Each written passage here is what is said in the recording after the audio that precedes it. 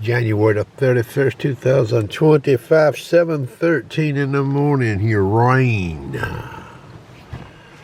You know, this United States of America is eat up with cancer. And how did we get here? Well, we got to see JB laying on that beach all them days he was president, didn't we? All them vacations.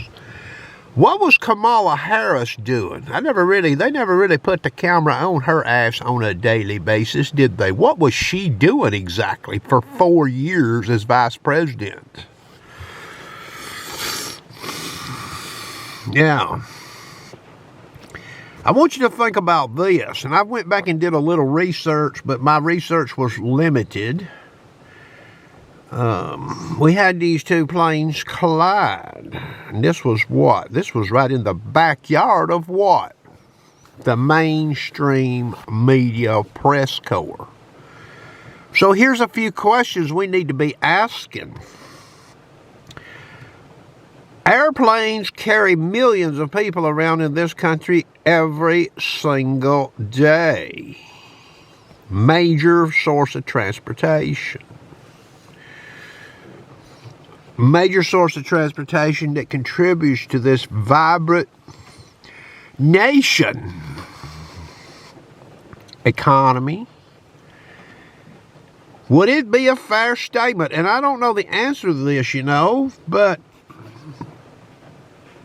the powers to be with the FAA in the last 10 years, would this be wrong?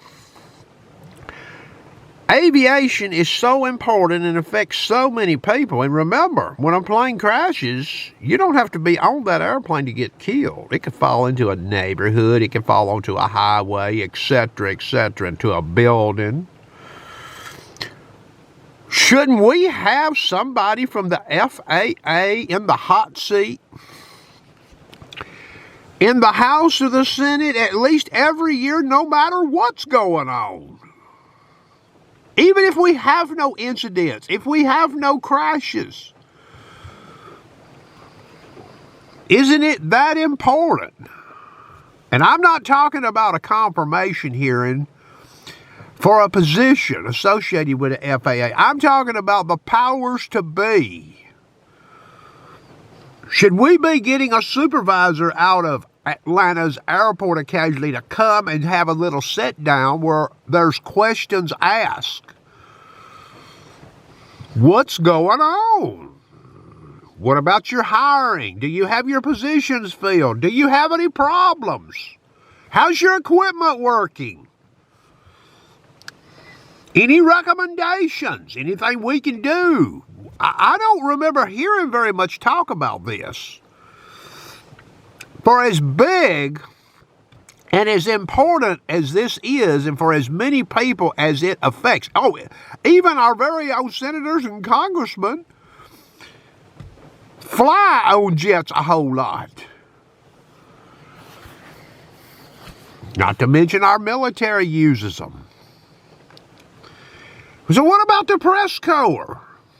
The New York Times breaks this story, right in their own backyard, so to speak. It was not a normal night for manning at that control center.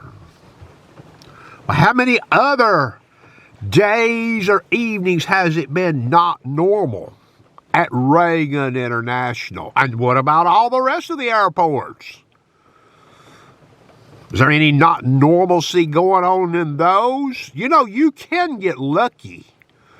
And from the sounds of it, that's what we've been doing. We've been getting lucky with these close calls. But those were warning signs probably, weren't they?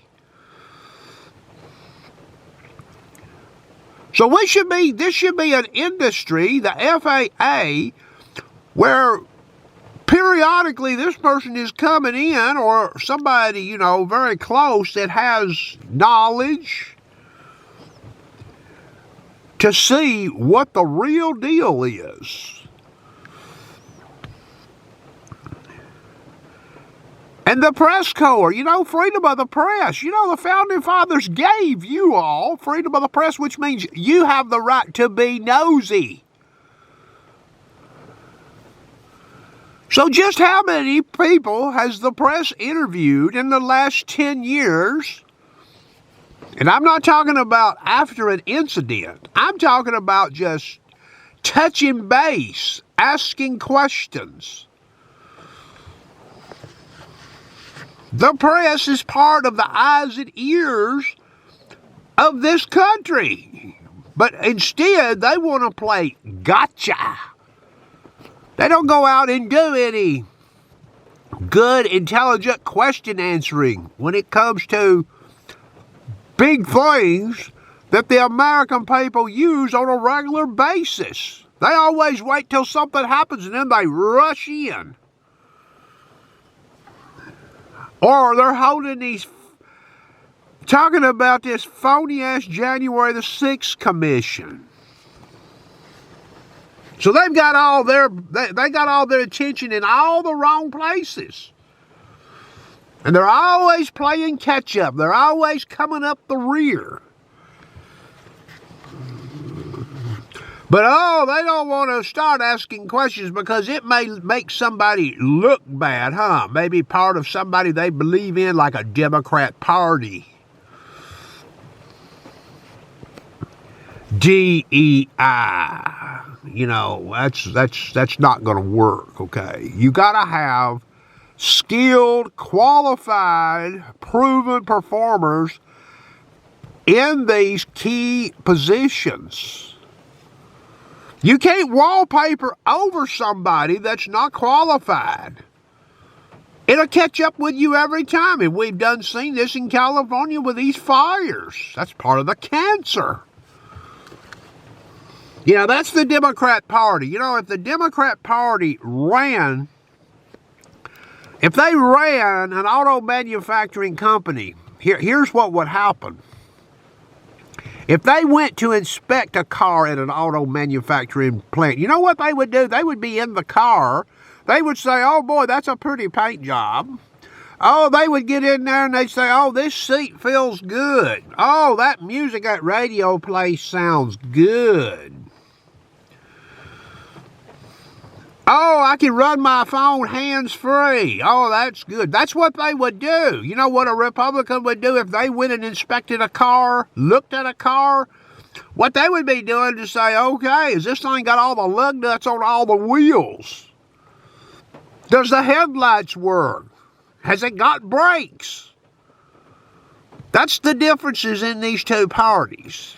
That's exactly what would happen.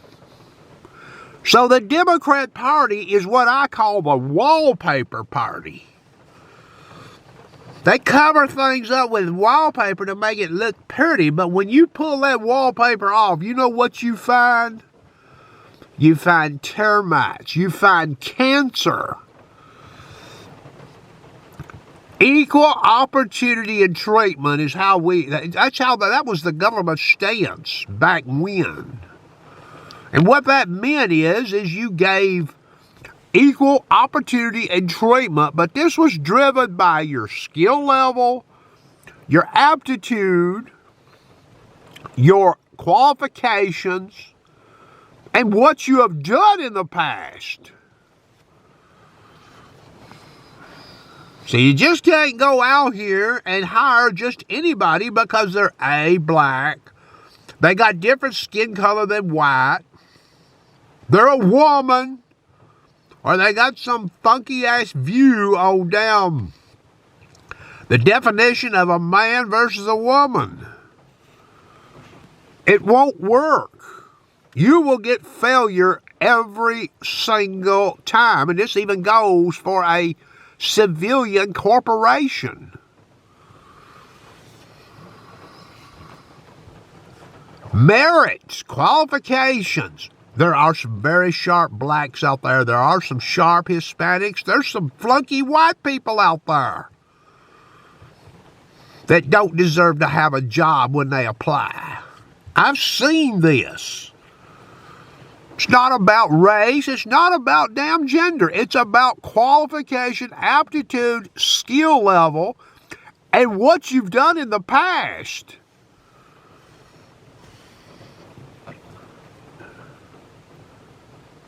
It is clear that this country would have probably been dissolved with 4 more years of JB and Kamala Harris.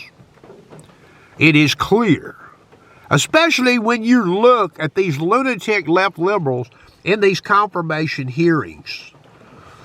And you look at even their demeanor when approaching these people. These are American citizens who want these jobs.